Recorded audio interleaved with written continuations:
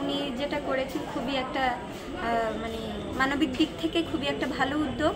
এবং আপা, আপনারাই প্রথম ধর্ষণ বিরোধী আন্দোলন করেছেন এবং এখন সবাই এখানে যুক্ত হয়েছে। খুব আশার খবর, খুবই আশার খবর।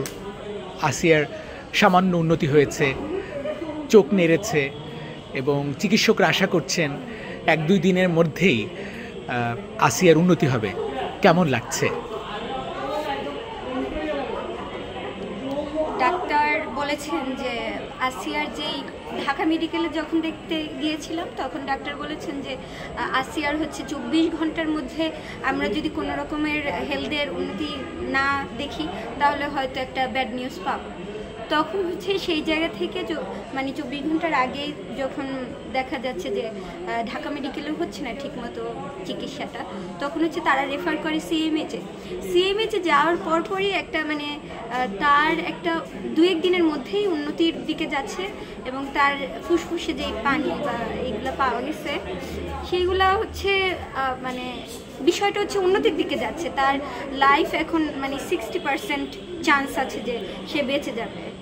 তো এই যে 60% চান্স থাকার বিষয়টা হচ্ছে খুবই মানে একটা মানে আমাদেরকে একটা আশার আলো দেখাতে পারে।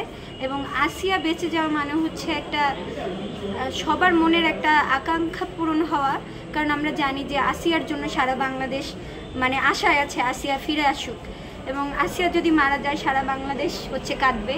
এবং এই জায়গাটা হচ্ছে আমরা দেখতে পাই যে ধর্ষণ ও নিপীড়ন বিরোধী বাংলাদেশ প্ল্যাটফর্ম থেকে আমরাই সর্বপ্রথম হচ্ছে নেমেছি রাজপথে, এবং সেখান থেকে আমাদেরকে হচ্ছে সবার প্রথমে আমরাই হচ্ছে ধর্ষণ বিরোধী আন্দোলনগুলা মানে সংগঠিত করার চেষ্টা করেছি। এই জায়গা থেকে হচ্ছে আমাদেরকে বিভিন্ন ট্যাগ দেওয়া হয়েছে।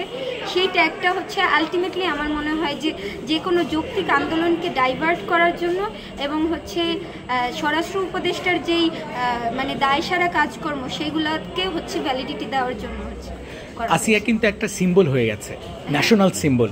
সবাই বলছে আপনি আসিয়া, আমি আসিয়া, প্রত্যেকে আসিয়া। এই যে গণ অভ্যুত্থান বা গণজাগরণ, এই যে নিপীড়ন, কন্টিনিউয়াস নিপীড়ন, কোনো বিচার নাই এবং বিচার করতে ভয় পাওয়া, একটা সোশ্যাল ট্যাবু আছে। এই তোমার গায়ে হাত দিছে, কিভাবে করছে, এটা কিন্তু একটা নিপীড়ন, আর এক নিপীড়ন। সো আসিয়ার ফিরে আসাটা অনেক বড় একটা রূপ ধারণ করবে। আপনার কি মনে হয়?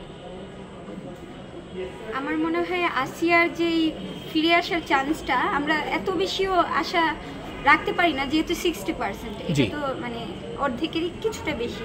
কিন্তু আমরা আশা করি যে মানে আল্লাহর মানে রহমতে যেন আসিয়া ফিরে আসে এবং মানে বাংলাদেশের মানুষ একটা সুখবর পাক। আর শুধু আসিয়া না, যতগুলা ধর্ষণের ভিকটিম আছে তারা একটা ন্যায় বিচার পাক। বাংলাদেশে যেন ধর্ষকদের মানে একটা দৃষ্টান্তমূলক শাস্তি হোক এবং এই দৃষ্টান্ত দেখে যেন হচ্ছে ভবিষ্যতের ধর্ষকরা বুঝে যায় যে বাংলাদেশে বিচার হয় এবং তার যেন বুক কাঁপে ধর্ষণ করবে। আপনাদের জুলাই আগস্টের অভ্যুত্থানের ফল এনসিপি, এই সরকার এবং এনসিপি ন্যাশনাল সিটিজেন পার্টি কোনো ভূমিকা নাই, আমরা সেভাবে দেখছিও না। এই বিষয়ে হচ্ছে আমার মতামত হচ্ছে একটা গণ অভ্যুত্থানের পরে শুধুমাত্র একটা দল গঠন করেই যে একটা জুলাইয়ের ফসল শুধুমাত্র একটা দল হতে পারে না। জুলাইয়ের ফসল আরও অনেক কিছু, আহতদের সুচিকিৎসা, তাদের লিস্ট ঠিকমতো করা, বিগত আওয়ামী ফ্যাসিবাদের সময় যত মানুষ হচ্ছে গুম হয়েছে, এই জুলাই আন্দোলনে যত মানুষ গুম হয়েছে তাদের পরিচয় ঠিক করা, তাদের আইডেন্টিফাই করা, তারপর যত মায়ের বুক খালি হয়েছে তাদেরকে পুনর্বাসিত করা এবং তাদের পরিবারকে দেখা। বিষয়টা হচ্ছে কোটার দিকে না নিয়ে তাদেরকে কেমনভাবে পুনর্বাসিত করতে হয় এটা নিয়ে ভাবা। তারপর আরেকটা বিষয় হচ্ছে যে যারা হচ্ছে যোদ্ধারা, আহত যোদ্ধা, তাদেরকে হচ্ছে সুচিকিৎসা নিশ্চিত করা। তারপর হচ্ছে শুধুমাত্র একটা দল গঠন করে আপনারা বসে আছেন, ঠিক আছে, তারপর বড় বড় সমন্বয়করা আপনারা মানে ধর্ষণের বিরুদ্ধে মানে কঠোর একটা স্টেপ বা কঠোর কোনো ঘোষণা দিচ্ছেন না যে ধর্ষণ করলে তোদের খবর আছে। যেমন আগেই দেখেছেন যে ঘুষ চাইলে ঘুষি, বাট সমন্বয়কদের থেকে এটা আসে না যে ধর্ষণ করলে তোদের মানে বড় একটা কঠোর বার্তা আসে। দেখি নাই, আগে তো দেখতাম যে কিছু হলেই মিছিল, রাজুতে অ্যাটলিস্ট একটা মিছিল হতো, সবাই মিলে আসতো, স্লোগান তুলতো। আমরা কিন্তু 8 মার্চ রাতে একদম মানে 1টা-2টার দিকে কিন্তু মানে মেয়েরা হল থেকে বের হয়ে গেছে 14 জুলাইয়ের রাতের মতো। তো আমরা মেয়েরা এই যে রাত দখলের মাধ্যমে আমরা বুঝাইছি যে রাতও আমাদের, মেয়েদের রাত শুধু পুরুষের না, রাত মেয়েরও হতে পারে। এই যে রাতে দিনে যখনই হচ্ছে মেয়েরা, আপনারা দেখবেন যে এই যে ঢাকা ইউনিভার্সিটিতে হচ্ছে ওড়না ঠিক মতো পড়েছে কিনা, আবার হচ্ছে হিজাব পড়েছে কেন সেটা নিয়েও প্রশ্ন হয়েছে। তো এই যে নারীর যে পোশাক নিয়ে, সে হিজাব পরুক বা টি শার্ট পরুক বা সালোয়ার কামিজ পরুক, সেটা হচ্ছে নারীর পোশাক, সেই নারীর হচ্ছে মানে ব্যক্তিগত একটা বিষয়। সেই বিষয়টাকে কেন্দ্র করে হচ্ছে একটা পলিটিক্যাল এজেন্ডা বাস্তবায়িত করতে চাচ্ছে। এবং এই পলিটিক্যাল দেখবেন যে একটা উৎপীড়ককে রাস্তায় মানে একটা নারীকে দেখে মানে তাকে হচ্ছে ধমক দিয়েছে এবং তাকে হচ্ছে অপমান করেছে, তাকে হচ্ছে নিচু দেখানোর চেষ্টা করেছে। সেই জায়গা থেকে তাকে হচ্ছে পরবর্তীতে মব ক্রিয়েট করে হচ্ছে থানা থেকে ছাড়িয়ে লিটারেলি ভিকটিমকে হচ্ছে প্রেশার ক্রিয়েট করে সেই জায়গা থেকে তাকে ফুলের ইয়ে করলো। তার হাতে কোরআন শরীফের মতো পবিত্র একটা ধর্মগ্রন্থ, সেটা ধরায় আমার মনে হয় যে ইসলাম ধর্মকে অপমান করেছে। রাইট আপা, লাস্টলি কেউ আসলে প্রশংসা করতে পারে না, মানে বাংলাদেশে এখন রাজনৈতিক যে কালচারটা, একজন আরেকজনকে প্রশংসা করতে পারে না। রাইট, আমি 1 মিনিটে শেষ করব।